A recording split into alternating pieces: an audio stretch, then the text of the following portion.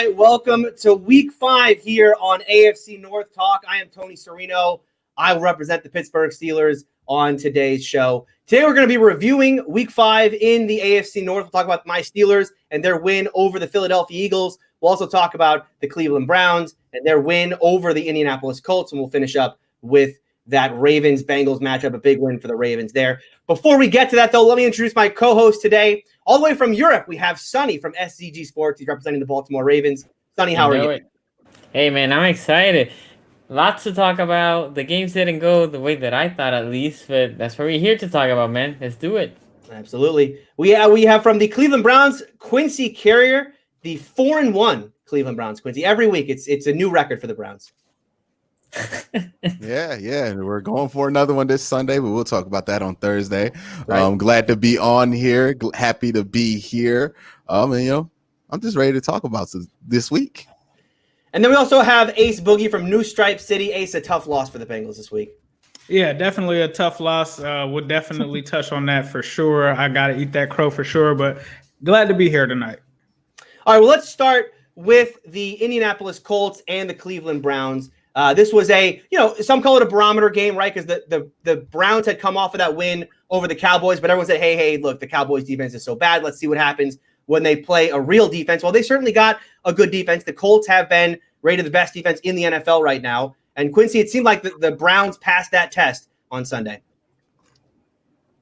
Yeah. It seems like they passed one heck of a test. This is the number one defense coming in a lot of different advanced scores coming into this game. And they showed up and they were able to, put together 30 points. They got the pick 6. So that was about the 7 minus whatever they put up at the end of the game. It's a very, very solid outing, to be honest with you. While watching that game, I feel like the Browns really didn't play their best game of the season this week. Felt like they kind of struggled through some parts. They weren't able to get the run game going. They had some injuries up there that seemed to have affected them. Also, Baker Mayfield put together one heck of a half of football there against the number one. Like what Baker Mayfield did in that first half, 240 yards, 2 touchdowns, like a passer rating of 120. You have to understand that Indianapolis Colts secondary had only given up 600 yards or so throughout the first 4 games. That's about 160 yards a game. 5 touchdowns, 7 interceptions with a passer rating of 60. So like Baker being able to do that against them, Darius Leonard or not, because they pride themselves in India being very deep in that linebacking room, very fast and athletic there, was very, very impressive. Now, he had faltered in that second half. Some of that was due to the couple drops that Jarvis Landry had. Some of that was due to some bad decisions he made. But these are things that you can live with. I'm ultimately more comfortable in the Browns' ability to win a game where the run can't carry you than I was last week. So that is a very good thing. The defense continues to make plays. Myles Garrett, let's say it, up until week 6 or through 5 weeks, looks like a defensive player of the year candidate. It's undeniable. He's definitely in that conversation. He's played really well. I mean, if you watch that Indy game, I think he got 1 sack technically. I don't know if they gave him the second sack on the called safety because of the forced intentional grounding in the end zone, but he was disruptive all game. And I know he had a backup left tackle on him, but we've seen Myles last year when he went against Dennis Kelly, the backup left tackle for Tennessee, did not show up in that way, did not change the game in that way. Now he looks like he's taking a step in his development. So all in all, it's a good win, but a win that the Browns should nitpick and take a lot of things from and fix a lot of things from, because they're going to play. I don't know if they're going to play a tougher defense. We'll see this week against Pittsburgh. It seems like the team that can put up there. And I think eventually down the line, when you talk about defenses, eventually, the Ravens could eventually be up there once their young players, Patrick Queen and Deshaun Elliott, get some more experience underneath them. We'll see what they look like here. But also, let's keep in mind that the Browns' toughest stretch of the schedule was this upcoming stretch. It was Dallas in Dallas. It was Indy at home. And it was Pittsburgh at Pittsburgh. Many people would not have expected the Browns to come out of that stretch and enter week 6 above 500 or even at 500. I was very optimistic about this team. I predicted 10-6 or 11-5. I thought they'd be 500 at this fact that they have the opportunity to be 5-1. They are 4-1, and they'll come out this stretch at worst 4-2. They'll play Cincinnati. I think they play like Jacksonville, the Texans. They have a nice stretch of 5 games that are very manageable here. And the worst you could be is 4-2. And also, you'll be done with all of your road division games. Hey, you're in a really good spot there if you're the Cleveland Browns to be able to make something out of this season. And getting this win, however you had to get it, was extremely important. And it's more important that they were able to do it without, Kareem Hunt running for 150 yards. They were able to get it a different way, able to get it a little bit more sloppy. And that shows me that this team has more versatility and that it's not as simple as you stop the run, you stop the Browns. Right. Sonny, it seems like the Browns, they're 4-1. They are certainly a contender right now in the AFC North for that Ravens title. What did you make of the Browns win on Sunday? I predicted the Browns were going to make the playoffs. I thought the Browns were good this year. I thought it was going to be better this year. I had too much talent in that team to just not be good. My question was offensive line. I have said throughout the last couple of weeks, the O-line for me looks like one of the best, if not the best in the league. Big task against a good D-line against Indianapolis, and they rose to the occasion. They played well. But Baker was a tale of 2 halves. As Quincy said, that first half couldn't do anything better. Like, he was just as perfect as you can be. Second half, it got iffy enough that game, I watched the game because luckily enough for me, that was the game at the 4:00. So I went to bed very late for me. But, that second half was hard to watch. Like, Phillip Rivers was as trash. Phillip Rivers wasn't good at all throughout the whole game, but he was bad. That second half he was bad. And then Baker wasn't that good. Like, if Baker would have played like the first half, that game would have been like blowout city. The fact that it was a game, I was surprised because again, the offense for Indianapolis is non-existent. That defense could be good, but the problem with the defense being good and having such a bad offense is defense get tired. And that wasn't the case for this game because, again, Baker started hot in the first half, so we can't say that, well, the defense got tired, Baker got better. No, Baker played well, but that offense was just so bad. The Browns' defense looked better, too. I would say we don't talk enough about the Browns' defense because they haven't been good, but, again, this game, that Browns' defense showed up to the occasion. And we might say, like I was saying, that the offensive of the Colts was bad. Doesn't matter. You play to whoever they show up on Sunday, right? And they play well against a good Indy team. I think Indy is around 500 team. I don't think they are going to make the playoffs this year, in my opinion. Especially now with how Phillip Rivers is playing. Should bench that bad boy. But I think it's a good win for the Browns. I think the Browns, I agree with Quincy. I think they were going to make the playoffs, but at this point, going 4-1, possibly 5-1 after next week, right? And then you're tied for first in the division. That is a big, like, you are in the spot you want to be. So I think the Browns play well. I think the Browns are a team that everybody should be looking at as a contender. Ace, you agree with that? Is this Browns team more than just a playoff contender? Are they a contender in the AFC? I think they're definitely a contender. And I think I told you guys last week on the show that the Colts were a pretender. I told you that Phillip Rivers was done before the season even started. I told you that this Colts team was inflated.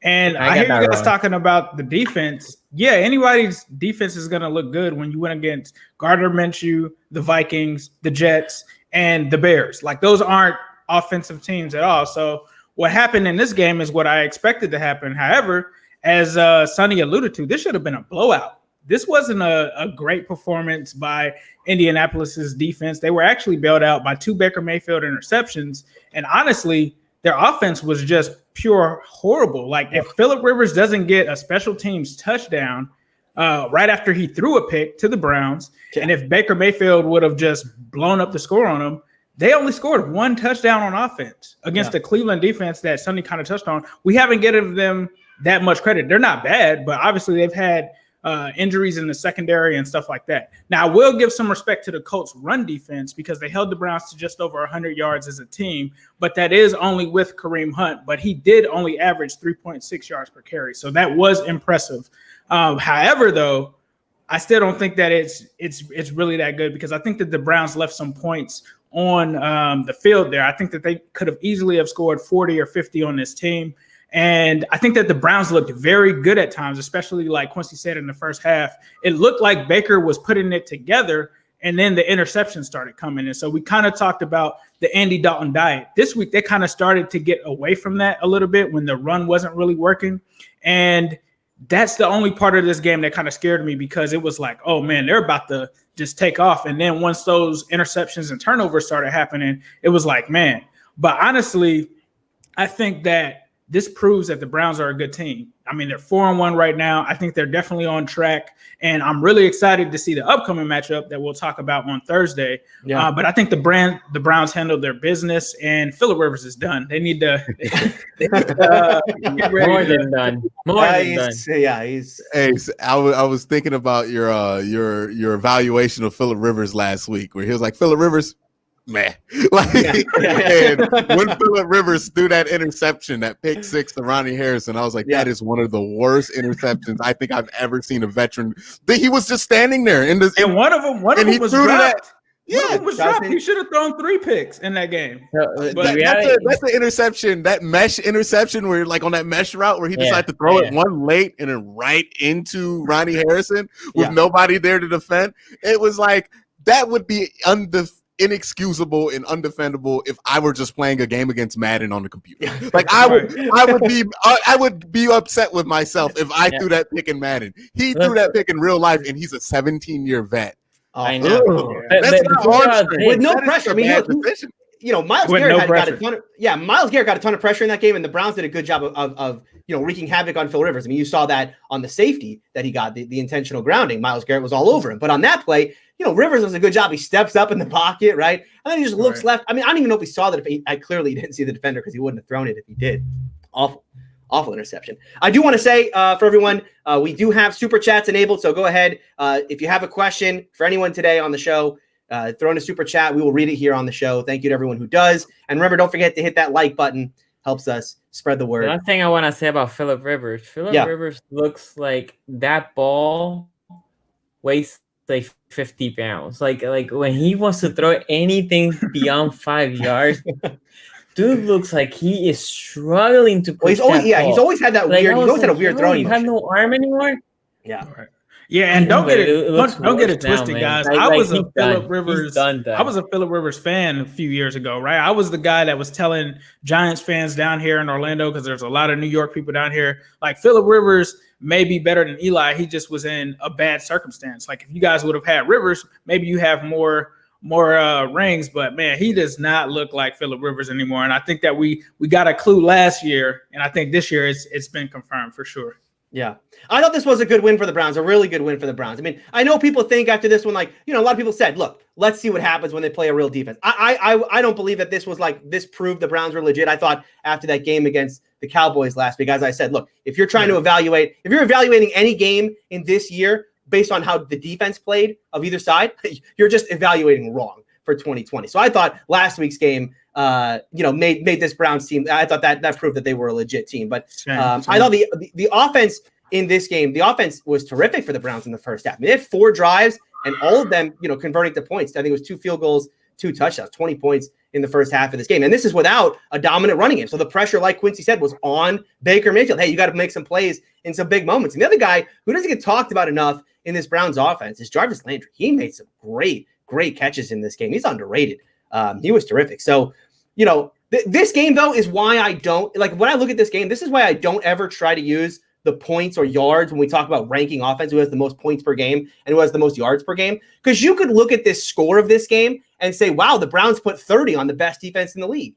Okay, no, they didn't, right? It didn't really happen. They put 23, right? I mean, they were still good, but they put 23, right? There was a pick six and there was a safety in this game. And you can also look at the Colts offensively. Well, they weren't terrible offensively. They put 23 on the Browns, right? That's not bad. No, they didn't put 23 on the Browns. They put 16 on the Browns, and they had a kick return for a touchdown. The pick six, the safety, I mean, those were the turning points in the game. Phillip Rivers, like you guys said, that I would love to give the Browns credit for that, because the Browns do lead the league in turnovers this year. They do, right? No, that was all on. But no, you can't. That right? was 100%. Yeah, that's all. That's all Phillip Rivers. Now the safety, like Quincy said, look, TJ Watt's in the running for Defensive Player of the Year, but right behind him, I mean, right there, neck and neck with him, is Myles Garrett. Myles Garrett is having a phenomenal season. It's a Freudian slip, Tony. What did I say? You said right behind him, right behind TJ Watt. It's a Freudian slip. You don't do that. So I think what this game proves, right, because you have this very good defense in Indianapolis going up against Cleveland, who we've seen is emerging as one of the better offenses in the NFL, is this is a league where it's what can you do for me offensively? Look at the good defenses in the NFL right now. Indianapolis, which is hampered by a bad offense, and their offense cannot move the football. It doesn't matter how good their defense plays. Indianapolis can't win if their offense doesn't show up. And then the same thing can be said for Tampa, by the way. Tampa just lost to Chicago on Thursday in a game where they could only put up 19. I mean, Tampa's defense played well, but they only put up 19 points. It's just not winning football right now. We do have a super chat. Jigsaw13 writes in, hey, Ace, rumors are brewing that the Bengals are picking up former teammate. You think Pecco, Andre Smith, or Cordy Glenn? If I had to guess right now, if I was a betting man, I would say Domata Pecco, just because DJ Reader did get hurt. Domata's out there, so I would expect it to be him. Andre Smith, I don't know if he opted in or out, but if I'm a betting man, I'm going with Pecco. Okay. Pecco played well for the Ravens last year. And I hate Pecco, but it is what it is. The Reader injury stuff. The Reader injury. All right. We will get to that game in a second. Before we do, we got to talk about my Pittsburgh Steelers. 4-0 for the first time. Get this. The first time the Steelers have been 4-0 since 1979. I couldn't believe this when I read it because the Steelers are a storied franchise, right? You would have thought in all of the years of Bill Cowher, in all of the years of Mike Tomlin, one of those teams would have gone 4-0 at one point. Never happened. 1979, the last time. And this is a game that, look, Chase Claypool is going to get a lot of publicity after this one, and he should. He was phenomenal. The Steelers just find wide receivers. It's what they do. Never doubt them.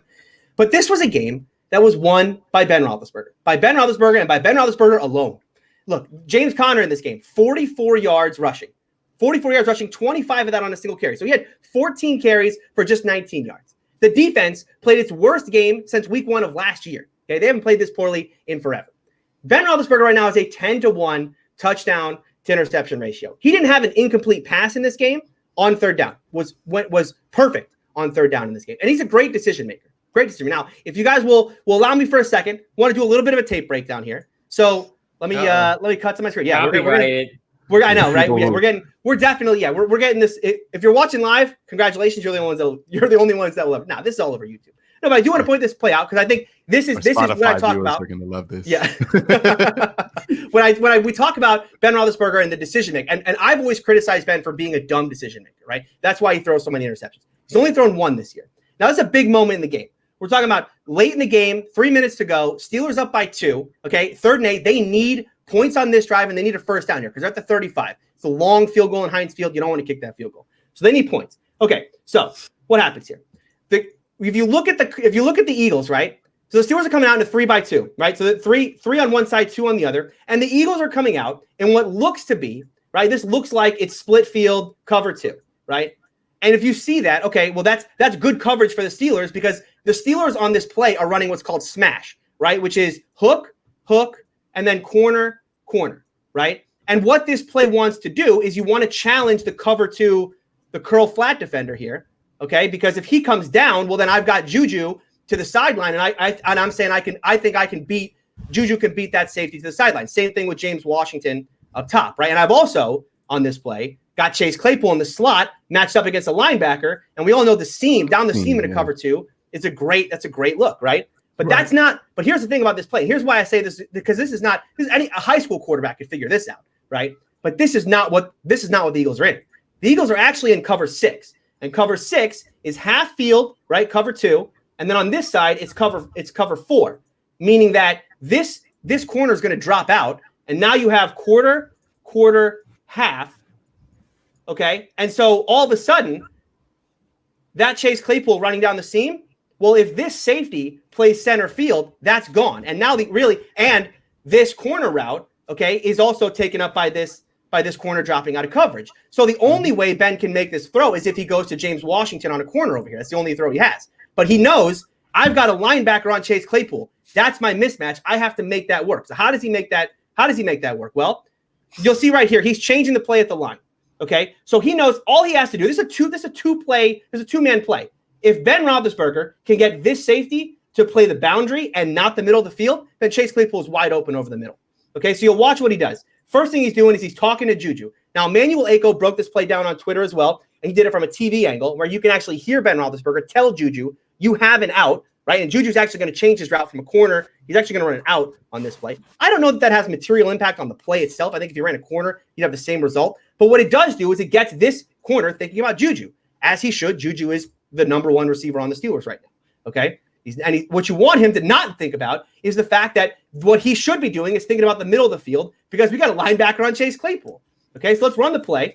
And what you'll see is that this linebacker, or excuse me, this safety opens as soon as the play starts and Ben looks over to Juju. Okay, so Ben immediately as the play is hiked, he's looking right at Juju. Okay, and now he's going to open his hips towards this sideline. Okay, and as soon as he does that, Ben Roethlisberger is going to look him off and go right to Claypool for an easy touchdown.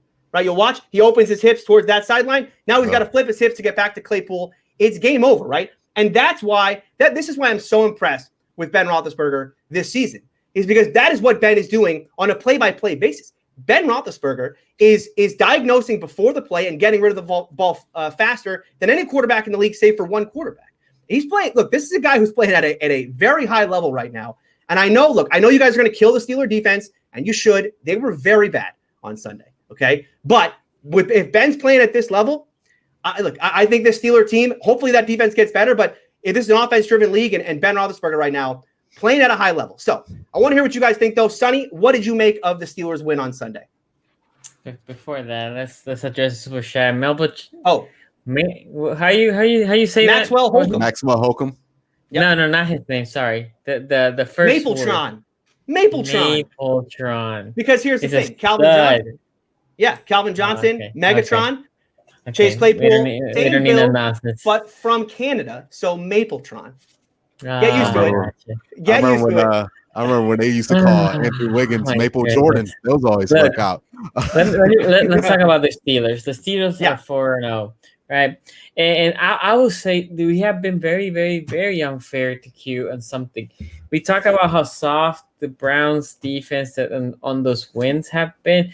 We don't talk enough about how soft the Steelers' schedule has been throughout the first 4 games, right? Maple soft. You literally just said that the Browns can only play who they're scheduled against. Yes. Okay, so what? I did say that, but look, what I'm saying, we here, as the 4 of us, has said to Quincy, like, yo, you have to play against soft defenses, right? But we, I didn't say that. As a unit, has said, man, the Steelers 4-0. The Steelers have played a very, very soft schedule. But anyway, saying that, this is Big Ben's best game so far this year, which is, the Steelers, we can argue, has been the only team with a preseason so far. So by game 4, that's when you get better. Best game in the season so far. Claypool, obviously, it was a coming out party for him. Played great. We can't say anything bad at him. The play that you broke up, that is a veteran play against a team in the Philly on the Eagles that I think they're defensively, they're okay, middle of a pack team. But that's what you do, right? You analyze, where's my mismatch? Oh, there it is. Okay, what do I need to do? Look up the safety. Look that way. Safety opens hips, like you say, goes wide, boom. The linebacker cannot keep up with Chase Claypool. Again, a mismatch. Perfect play by a veteran QB. That's what you want as a veteran. That's what you want for your veteran QB, right? He's not a rookie. He's year 50? I think he's in. Yeah. I mean, listen, it feels like it's been forever, and I would like it to keep going. So, saying that, let me flip to the other side. This Eagles offense has looked as bad as it can be, as it can look for the first 5 games. Second worst in the NFL coming into this week. And they look decent. I'm not saying they look great. They were great. No. They were great. I think 10 straight third down conversions. Okay, but I think a lot of those, as I was watching the game back, it was not that the Eagles looked good. It was that the Steelers were just completely out of position. It wasn't like, okay, the kid from ODU was making catches, right? But the Steelers look for me out of position. The O-line for the Eagles was bad throughout the year. And I was expecting Carson Wentz. I mean, I was expecting the Steelers to just break a record for most sack in a game. I mean, I was expecting them to eat that O-line up. and they generate some pressures for what I saw from the game, but not what I was expecting. Yeah, but still, I mean, I feel like Carson Wentz gets 5 sacks in every other game. And if you think you're one of the top D lines, if he gets 5 sacks every other game, you expect them to almost double that. My point is that defense looks soft. Look very soft. They look soft. Okay, don't. They're not. Okay, keep going. Look soft, and I mean, like, can you, as the 175 people we have here, who are the wide receivers right now that the Eagles have? Can we name them? Travis Fulgham, I can name one. You can name him now. We can name the tight ends. We were able to name the tight ends. Right. The receivers, they're depleted on the receiving side. They're depleted in the offensive line. So that offense has just been bad, hit with injuries. And as we talk about last week or the week before about Carson Wentz, he's reckless. He has not played well at all. He holds the ball too much. So again, this should have been like a domination of the Steelers defense over that offense, and it wasn't. So that's interesting for me because right now they're going against a way better offense next week, right? So it's very interesting how they're going to attack a better offense that they're going next week. But at this point, I will say the same thing that I also say with the Browns. A win is a win. Doesn't matter who you play every week. But if we're just evaluating, that Steelers defense, for me, way underperformed against not a bad offense, a bad offense that is depleted with injuries. Ace, what did you make of the Steelers win on Sunday? I think Mapletron took off in this game, man. I think you're kind of underselling the Chase Claypool thing going on here. And I was with you until this game. He is a great receiver. And even on the play that you showed, that was an amazing read by Ben. But look how fast he ran past those guys. This is a guy that coming into the season, I did an interview with his teammate, Khalid Kareem, that was played with him at Notre Dame. And we talked about him, and he was like, this guy is a beast. Like, as soon as he shows up, like, there's a lot of people sleeping on him. This guy's a beast. And honestly, like, he looks the part for sure. But I think when you look at this game, if the Eagles didn't have Miles Sanders, like, that was the guy that jumped off on the tape for me for them. Like, he had that draw play that was on a 3rd down, and he ends up taking it the whole way. That drive to me looked like it was over. And then he just explodes for a touchdown there. And I think I talked about this being a game that potentially Carson Wentz could get benched. He balled this game like that. Even though he threw the 2 interceptions, he showed some signs of life, at least enough to keep his job. And I think one thing that stuck out is that he tested the Steelers constantly deep in this game, and his wide receivers let him down. There were guys that dropped balls and stuff like that. But he came back very solid, even down 24-14. And then I think that from the Steelers side of things, I think that Mapletron was doing his thing. But then we also saw, as Tony kind of alluded to before the season, maybe the Steelers are going to have this 3-headed running attack. And we saw that. We saw it in this game. And Ray McLeod was a guy that really stuck out to me. Him with those trick plays, it seems like they've got something there. But one other thing that impressed me, and maybe it's just because the Bengals O-line is complete garbage, but even if you look at PFF, the Eagles have somewhat of a pass rush, and the Steelers' offensive line just really held up well against them. They were able to keep Ben clean. That was something that really jumped out to me with them having, an 8-man deep front. So that really stuck out. But their defense in general could not do anything. There was one point where the Steelers, scored on 5 straight possessions. They could not stop them. And Eric Ebron morphed into Eric, I don't even know, because he had 2 fumbles at one point, and that's what kind of let them into the game. 2019 the Eric Ebron, wasn't 2019 Eric Ebron definitely showed up. And then you also have a missed field goal by Jake Elliott, who Bengals fans, we know about him. I was kind of surprised that he missed that field goal. And it was just weird because, the Steelers at one point were dominating this game, and all of a sudden, the Eagles are down 2 with the ball. They just could not seal the deal. And so then the Steelers get the ball back.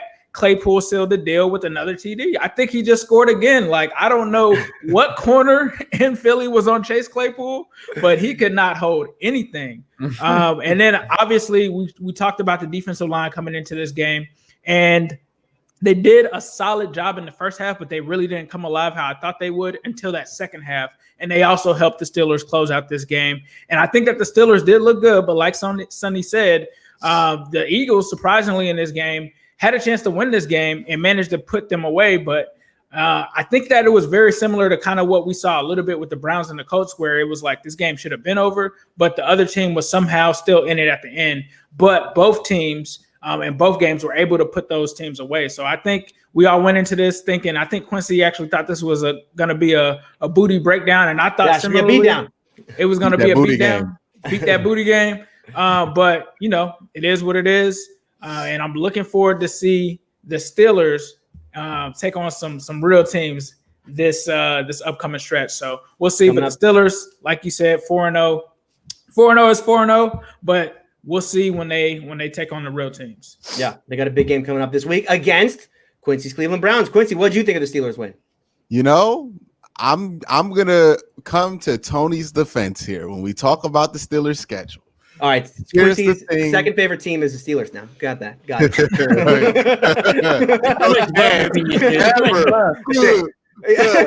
Don't you ever suggest something like that?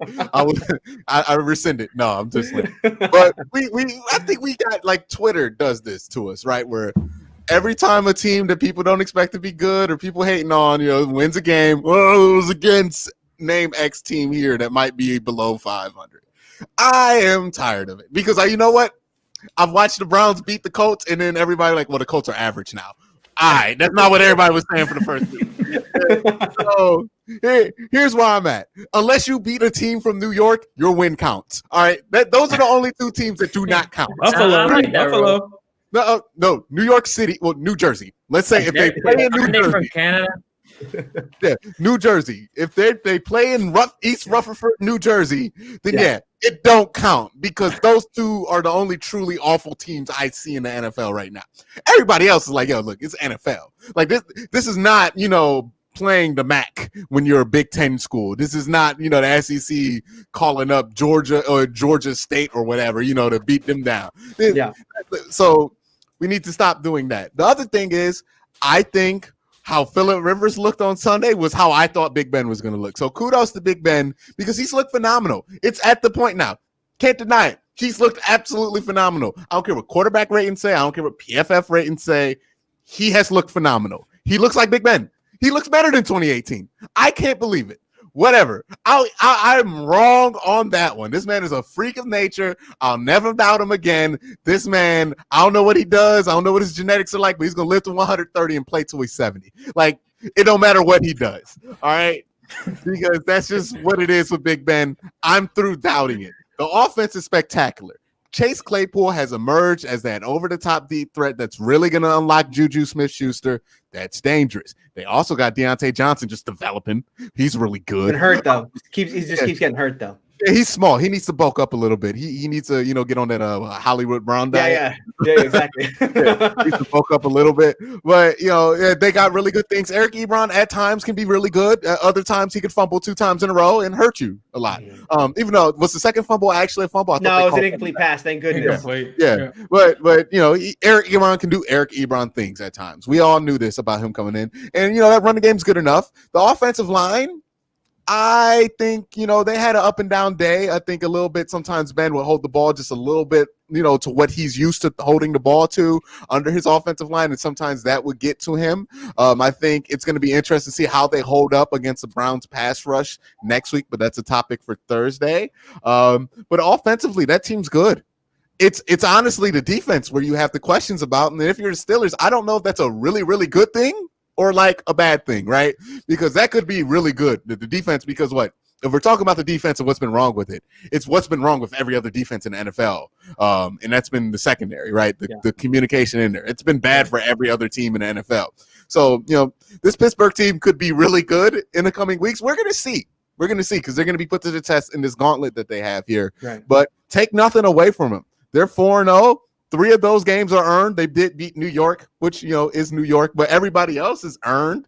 The Eagles, that wasn't a layup. They played really tough. Carson Wentz, we talk about the pass rush not getting to Carson Wentz. I disagree with that. Carson Wentz just made a ton of plays with his legs there to get out of these pass rushes and just didn't fumble the ball. He didn't do the Carson Wentz thing where he fumbled and the recklessness didn't catch up with them. Now, that's a week-to-week thing with Carson Wentz, but, he played really well. They withstood that. When Carson Wentz is playing well, he's an MVP candidate. We all know this about Carson Wentz. And I think, the Eagles, while they haven't played consistently well as a team throughout the first 4 weeks, I think what the team that the Steelers played this week was probably the best version the Eagles can put out there when it comes to what they can do offensively and defensively, and they flat beat them. Darius Slay had a really good game. I think he left in the second half, but whether Darius Slay was there or not, he wasn't covering Chase Claypool, so that wasn't going to matter not a single bit down the stretch. So you have to give Pittsburgh their credit. They're coming in here 4-0. You have 3 first-place teams in this division. Yeah. That's the truth. That you just everybody's good. Right. And then, the Bengals, they're rebuilding. But everybody's good, and even the Bengals aren't like an easy win. And we'll talk about that when we talk about the Bengals-Ravens thing, because I don't want people just being, the Bengals, right. for the Ravens there. So, I'm impressed by what I saw out this offense. Defensively, they have some things there, but the personnel that's there leaves you reason to believe that that's going to be fixed later on in the season. And Pittsburgh's looking really good. We'll see how they hold up with these tough stretches that they have with no bye week. That's going to be something that's going to hurt, but they do play Washington, so they have a bye, kind of, right? And we get Andy Dalton now, so we know how Andy Dalton versus the Steelers go. I got a good feeling about it coming up.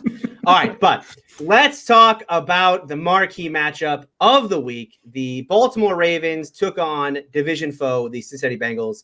They pull out a victory in that one. This was pretty one-sided, Sonny. I know, last week it was 50-50 on this podcast as to who was going to win the game outright.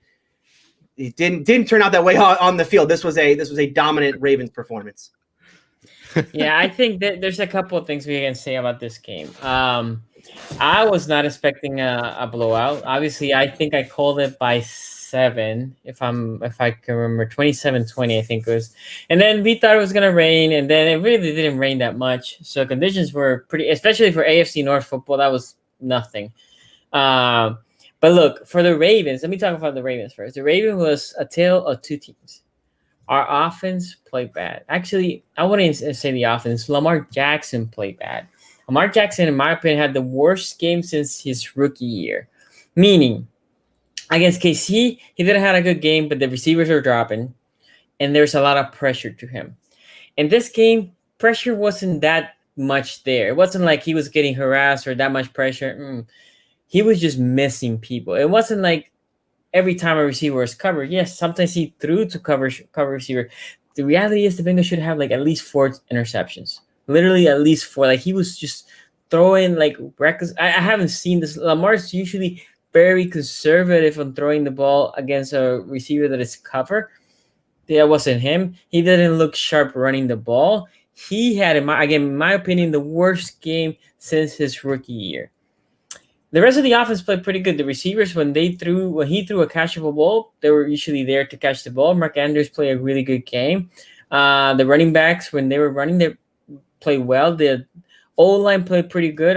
I think it was Hubbard beat Brown once, and I forgot who beat Stanley once. Both of them, I saw one time getting beat. They didn't live to a sack, but they did get beat. But the offense, other than Lamar, played fairly well. But obviously, when your quarterback's not playing good, the offense cannot keep going. Now, on the other side was just total destruction. I kept saying to you guys that our secondary was good, right? Secondary played well. They played the Bengals tight. Boyd made a couple catches on tight coverage. There were a couple soft coverage also that some receivers made catches. But AJ Green looked frustrated. He looked like he didn't want to be there at all. But the person that wishes he wasn't there was Burrow, because that O-line failed him. O-line coaching. Look, we were able to, for the first time this year, generate pressure without blitzing, which that was not good for Cincinnati. But then, obviously, we like to blitz, and blitzing was even worse for Cincinnati. So Wink said, you know what?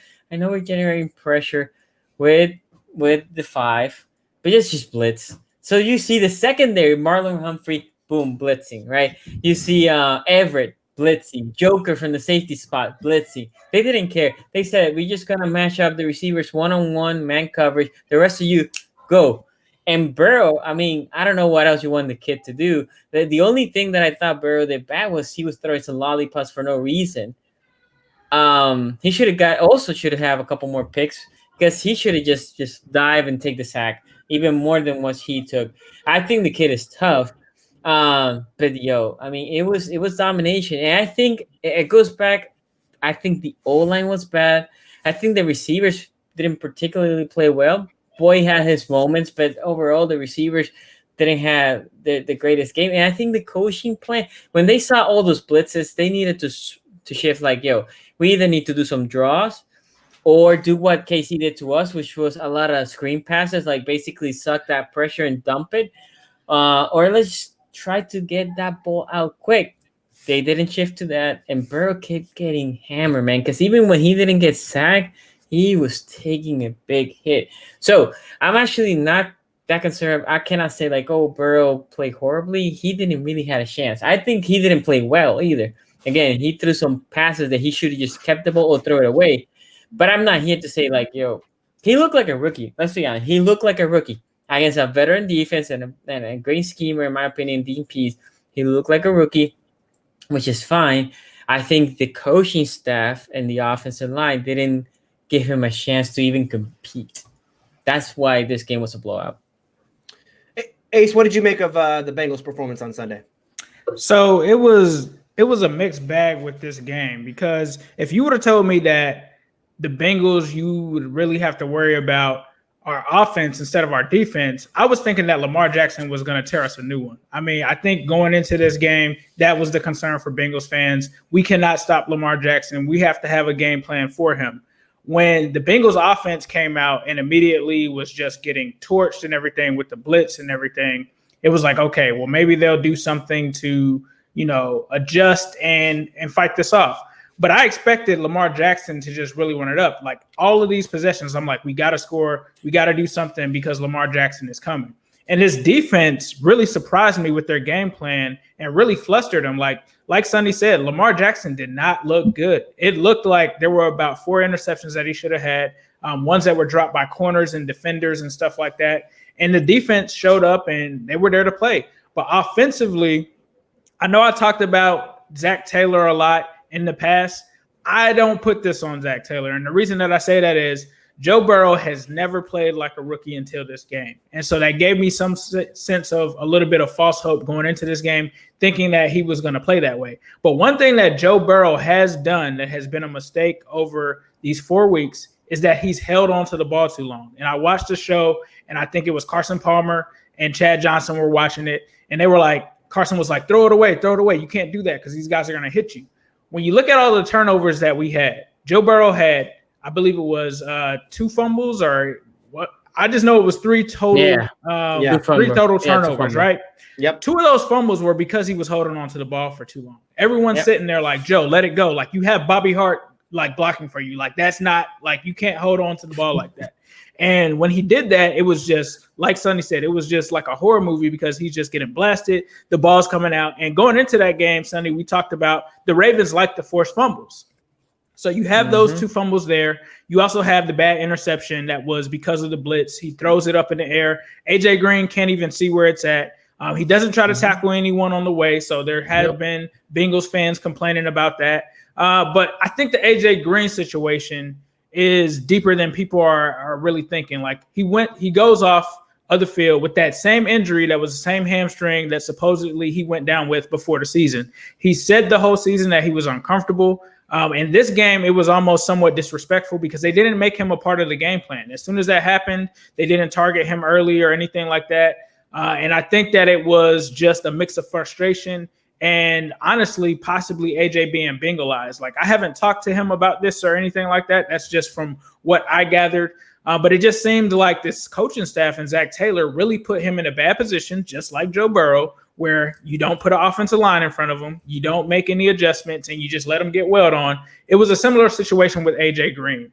And so the offensive line, like Sonny said, was bad. Surprisingly, I don't know how, but surprisingly, Bobby Hart, Trey Hopkins, and Jonah Williams actually graded out good. So I don't know if it was because they were bringing so much pressure like corner blitzes and stuff like that. Joe Mixon was missing blocks and they attributed that to him, but they attributed 3 of the sacks to Joe Burrow. Obviously, we had the turnovers. Marlon Humphrey made the amazing play on Mike Thomas to jar that ball loose, and they ended up scoring.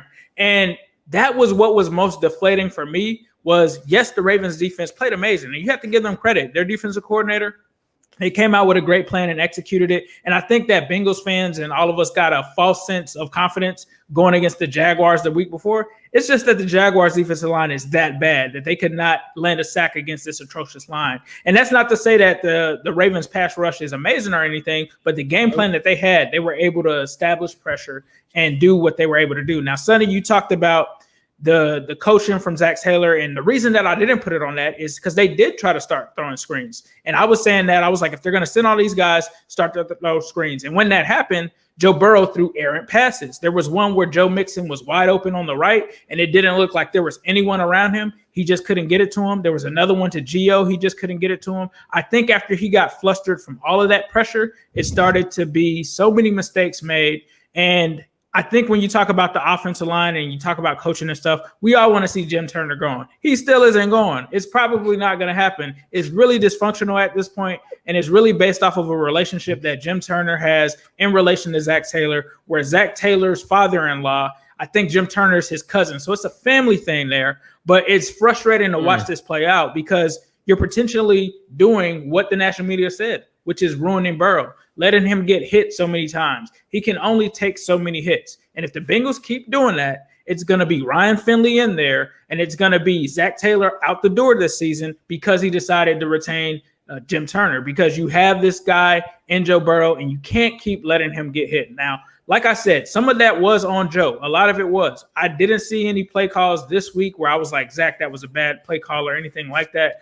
But the decision that he has to keep Jim Turner and this offensive line in and to continue to let Joe Burrow just get plastered and killed is just hard to watch. I had Ravens fans in my comments that were, of course, trolling me, but even they said, man, you guys, we felt bad hitting him that many times. Like, we felt bad for you. Like, get this guy some help. And I think that walking away from this game, it's like, okay, we're not competing this year. There's no way that we can compete with the Ravens if Lamar Jackson brought his C- game. Like, we can't even compete with the Ravens on that level. So if the Ravens would have been rolling on offense, this game is probably 60-3. Like, that's the way this game could have played out. And it makes me worried about pass rushes and teams like the Steelers, where you have all of these guys. Like I tweeted on Twitter, the Steelers could have 10 sacks against this line. If anybody, I think the Ravens really gave the NFL the blueprint on what to do. Just blitz people every time, and you're going to be able to get to Burrow. You're going to be able to do things like that. But this was his rookie game. I hate that it had to be against the Ravens. But Willie Anderson said, when I talked to him, he said, this is what I was warning you about. When you play in the AFC North, when you play against the Ravens, when you play against the Steelers, it's different. Guys aren't ready to see that, especially as a rookie. They have to get warmed up to that. And I think that we saw that. And you have to give the Ravens credit. I was clearly wrong coming off that Jacksonville game, so I have to eat crow on that. But much respect to the Ravens. And obviously, this was a bad outing for my Bengals and Joe Burrow. But props to the defense. Y'all did come and show up this week. So definitely kudos to them for sure. Quincy, you've been high on the Bengals the start of this season, and you know this was obviously a tough loss for the Bengals. But should Bengals fans feel more like this is about some of the problems that they have on their roster and with the Bengals right now, or just a bad matchup in the AFC against a good Ravens team? Yeah, here's what I think happened here. I think there's a lot to take away if you're a Bengals fan to be worried about, but these are things you knew with the offensive line being bad. I don't even think it's necessarily the pressure that killed Joe Burrow. It was a combination of two things. One, the Ravens were the first team that defensively confused him. That was obvious. Mm-hmm. It wasn't the pressure. He was handling the pressure early on fine. He almost made that one play. It was like an LSU play where he escaped, did a little toss, but he just missed a little bit down the field there. He looked fine handling the pressure. It's just he was confused. And once you get to that point to where you're confused, you don't know who's coming, who's going, you don't know where you can dump the ball off if it is hot, because you don't want to throw an interception. You want to be kind of mindful of that. Also, he's got a little bit of that college in him where he thinks he can make a play with himself when that's just not going to be the case in the NFL. Also, he did what young quarterbacks do. They fall behind and they start pressing. They start thinking it's LSU. Baker Mayfield did this all of 2019. Whenever he would fall behind, he would start playing like he's at Oklahoma and throw all them interceptions because it ain't Oklahoma no more. And that's what happened with Joe Burrow. He fell behind. He started pressing. He threw the one terrible interception. Now, AJ Green, you got to give more than a John Ross effort on that route. I don't know what that was at the end, because before that ball touches the hands of that DB, he's walking. He stopped completely in the middle of a football field. And that was alarming to me, by the way. For a wide receiver to stop all his momentum and just stand still in the middle of a football field, that goes against every instinct he knows. He knows he could get hit over top, even if that ball is incomplete. He knows that that's the Ravens, that they're going to hit him.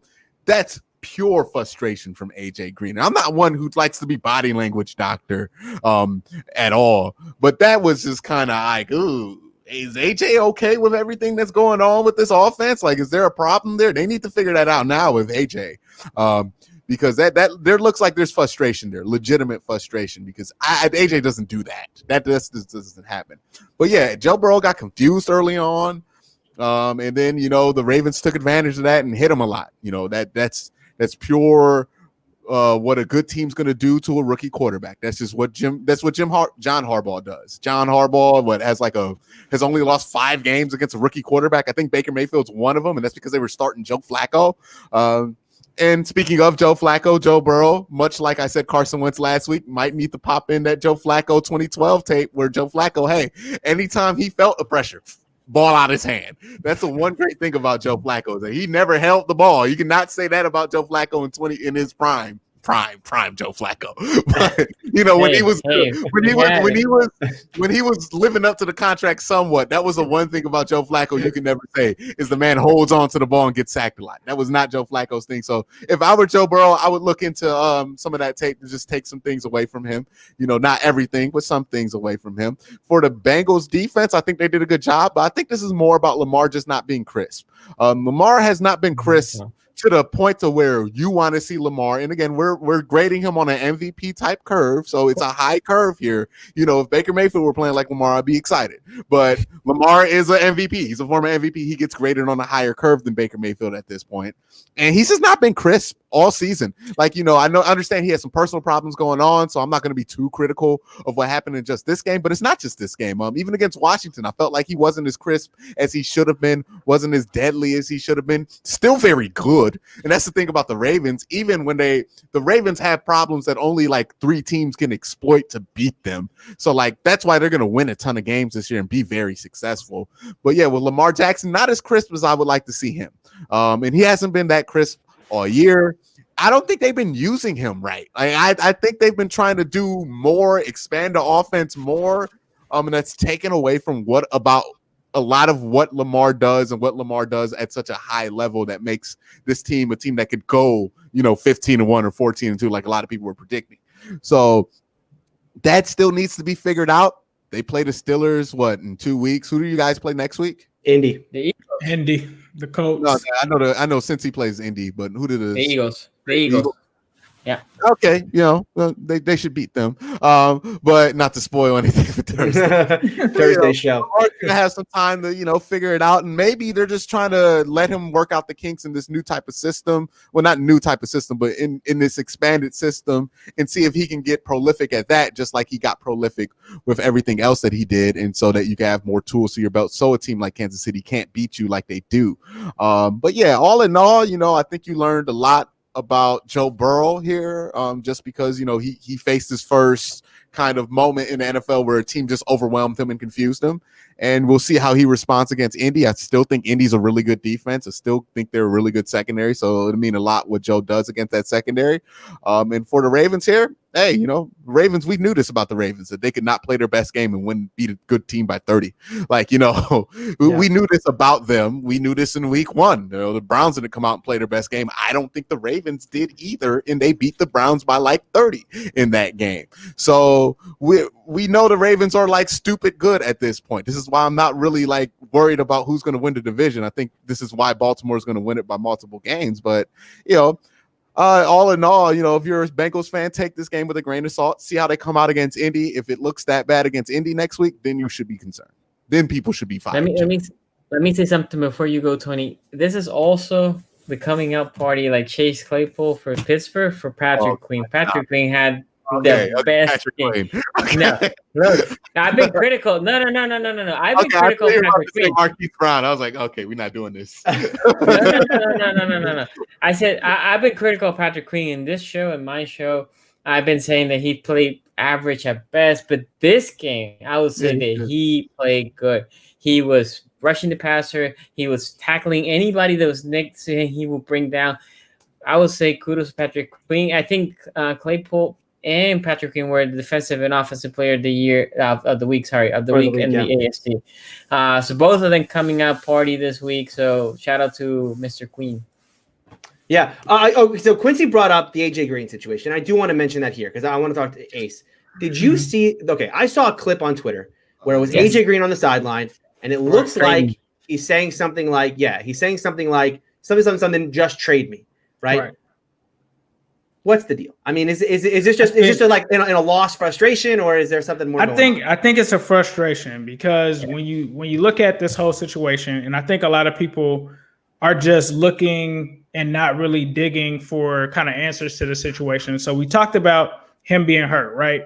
And so after the first game, people could tell that something was going on because he went down. He never got a chance to play with Burrow. Obviously, with Corona, they weren't able to work out. Before that, he never really had a chance to really develop a rapport with Burrow. He may have practiced with the guy maybe a week, if that.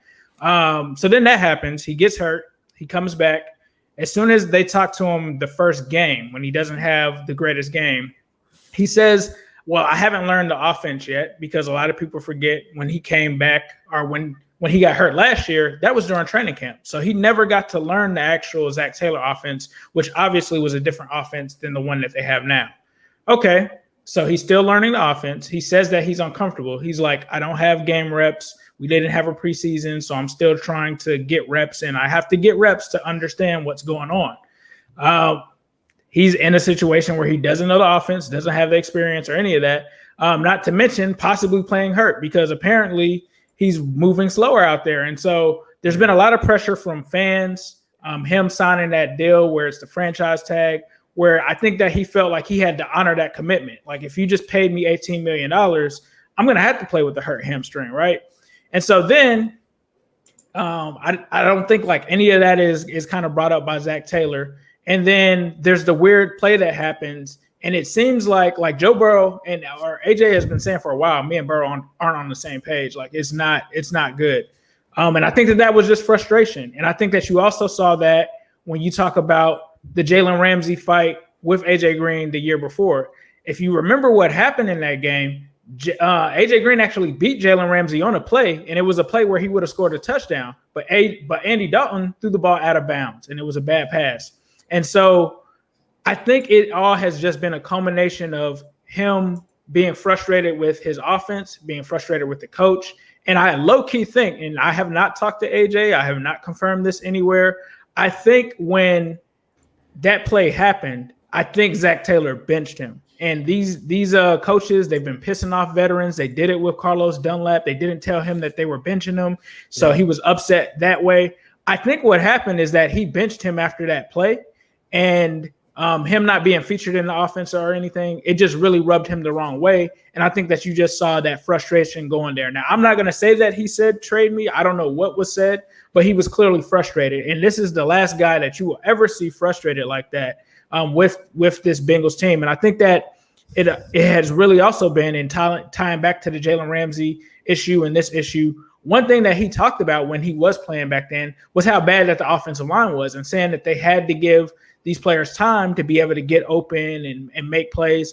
And he's probably still frustrated because this front office still has not fixed this offensive line.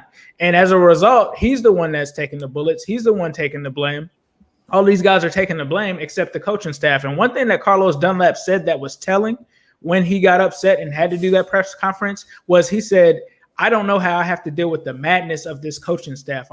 I'm just trying to get through that. So it seems to me that they are pissing off some of the best players in that locker room. You even go back to Andy Dalton when they benched him. He was pissed. Right. He was pissed at the way that they handled it. So, I'm not going to say that he didn't say that, but I could understand why someone in his situation, given all of those circumstances, why it will play out in frustration, because everyone's going to blame him. No one's going to blame Zach Taylor. No one's going to blame anything else. And I think that it was just, if you're going to sign me to an $18 million deal, and he has said multiple times that he wanted to retire a Bengal, and you're going to bench me and disrespect me, then trade me. If you're not going to play me, trade me. So I don't know if that was said, but if it was, hey, it's frustration mounting.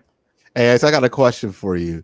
So do you think this might be a case with Zach Taylor where, like, when you get the new boss and the new boss knew the old boss, what the new boss always said, I ain't that old boss. Is this a case of Zach Taylor? I ain't Marvin. Because, like, this is the very opposite thing Marvin Lewis would do, or Marvin would be too loyal to his veterans and refuse to bench his veterans, even though they're playing bad. It seems like Zach's like on that, I ain't Marvin program and trying to do the exact opposite. And it's starting to rub people the wrong way. Oh, it definitely is. And I mean, another one that I forgot to talk about, John Ross. John Ross hasn't been active in 4 weeks. And apparently they used a fake excuse this week. John Ross is out with an illness. Yeah, he's probably sick of this coaching staff, and he's probably sick of this team. That's the only thing that he's sick of. So to me as a fan, it just rubs me the wrong way when you're doing it with these guys. Like when you're doing it to Carlos Dunlap, when you're doing it to AJ Green. I mean, the Bengals don't have the best history when it comes to players. And for these guys to commit to stay here, to want to be here, to do everything good, and for you to treat them like that, it just sends the wrong message, I think, to that locker room. Yeah, the word that's got to be the worry right now in Cincinnati is that the wheels kind of come out. And look, Zach Taylor, and it's going to be controversial for him to do this, right? To try to get rid of AJ Green or make an example out of AJ Green, make an example out of Carlos Dunlap, right? Andy Dalton, these kind of guys, right? That can be good for the culture long term, maybe, to get rid of some of those guys, or say, hey, like, we're going to change it up here, right? That even those guys aren't good enough, right? Try to bring up the rest of the room. But if that goes poorly, and for Zach Taylor, are you really in a position right now as a coach to do those kind of things? Do you have the kind of leeway with the ownership to do those kind of things and last long term? Because that's not an instant rebuild when you're benching AJ Green and benching Carlos Dunlap. Right. Not when you have a resume of only winning 3 games. Right. Right. You don't have it's different if you were to have some kind of success, or these guys were doing things in the locker room, or to doing inappropriate things. But these guys aren't those guys. Like, we've never seen this side of Carlos Dunlap. We've never, outside of the Jalen Ramsey incident, we've never seen that from AJ Green. So that's what it is with me. Like, if this were a Pac-Man Jones, a Vontaze Burfict kind of situation, and he was doing that to them, I don't think people would be upset with it. But it's that part of it that's kind of frustrating, because Zach Taylor himself probably, if things continue how they are, he's not going to have a job. So I don't think that he's in a position to be able to do that for sure. Yeah. All right, we're going to wrap it up here. Thank you all for watching. Make sure you hit the like button. We have 200 people watching, only I think 60-something likes on the video. So let's go ahead and get some likes on here. It helps us spread the word about the show. And make sure you come back on Thursday, because Thursday we're going to be previewing 3 great games in the AFC North. We got the Bengals taking on the Colts. The Ravens will take on the Eagles. And the marquee matchup, one I cannot wait for, and you all do not want to miss Thursday's show. It's Quincy's Browns against my Steelers. 4-0 versus 4-1. Can't wait to watch it. It's going to be a great game on Sunday. We will preview that on Thursday, 5:45 right here. But before we do, Sonny, let people know where they can find your work.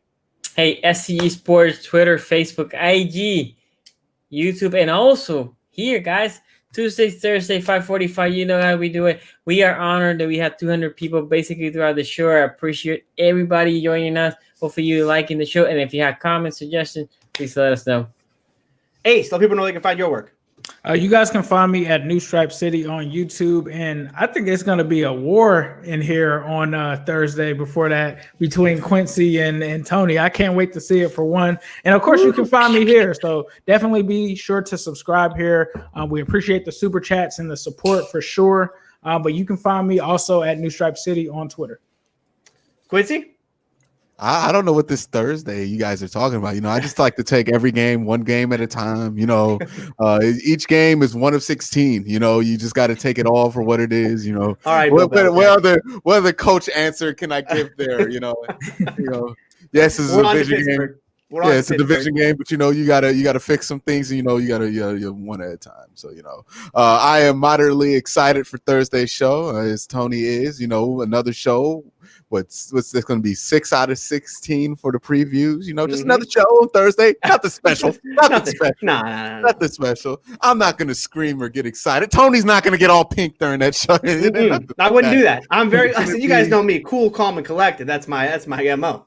We're going to be civilized gentlemen of the night, as always. But if you want to find me being real calm about the weekend, maybe possibly even real calm during the game, make sure you follow me on Twitter at Quincy. Also, subscribe and be notified to my YouTube channel, Quincy Carrier, youtube.com/Quincy Carrier, or just put Quincy Carrier in the search bar if you extra lazy. So do one of those two things. Find me, subscribe there, check out my video. I got a ton of content coming out. You might even see Tony's face on my channel in the coming days. Yeah. So with all that being said, looking forward to Thursday. Another preview, nothing out the ordinary. Nah. Tony, friendly. Let me just toss it up to you to shout out all of your stuff. Because it's going to be a peaceful week here coming up. That's special, right? Just another division. No, listen, I had a lot of nice things to say about the Browns win over the Colts. You had a lot of nice things to say about the Steelers win over the Eagles. And I'm sure on Thursday's show, we're just going to have a lot of nice things to say about each other's teams. Can't wait for that show. You can follow me on Twitter at Steeler Country, and you can find me on Locked On Steelers every Tuesday. The Locked On Steelers is a daily show hosted by Christopher Carter. I'm on there, like I said, every Tuesday. You can also find me here Tuesdays and Thursdays, 5:45 Eastern Time. Review show on Tuesday, preview show on Thursday. So come back then, and we will talk Steelers, Browns. Quincy, the Steelers are winning by 100. I just want to let you know that. Yeah, hey, look, we're going to bring out all the DVOA stats. We're going to bring them all out. EPA, DVOA, everything. The Steelers are winning this game by 100. 100 points. That's my prediction. Early prediction, 100 points. We can put all this out here right now. Y'all going to see all this stuff that we're going to do. It's going to be nice. But at the end of the day, it's going to be like me with my shirt off, being like, look, you just got to hit them in the chest. Yeah. They going to fold. I promise you. They overrated. They bums. They ain't beat nobody. It's going to result to that. Okay. But before we get there, we're going to be civilized gentlemen of the evening. We are not going to lose our composure. We're going to be peaceful about Big Man and his little elbow that Myles Garrett ain't going to be coming for. Myles Garrett don't like the Steelers at all. He's not a fan. The Steelers are not a fan of him either. So, we Andrew Villanova ain't never done might nothing be. about it. All right, we won't talk about that. But we're going to talk about that on Thursday. That's a topic for Thursday. That's Thursday. A nice gentlemanly conversation here in the chat. Nice, peaceful, healthy conversation for everybody's mental health here. So make sure you're subscribed, notified, and you might want to drop some super chats in that conversation as well. So have it all ready. That's right. Have it all ready because we're gonna have a nice, peaceful, calm football conversation. We're not gonna be Jim Harbaugh yelling at John Harbaugh yelling at them referees. That's not what's going to happen. Hey. Not gonna happen. All right. Look for that on Thursday, 5:45 p.m. Eastern Time, right here on AFC North Talk. We'll talk to you then.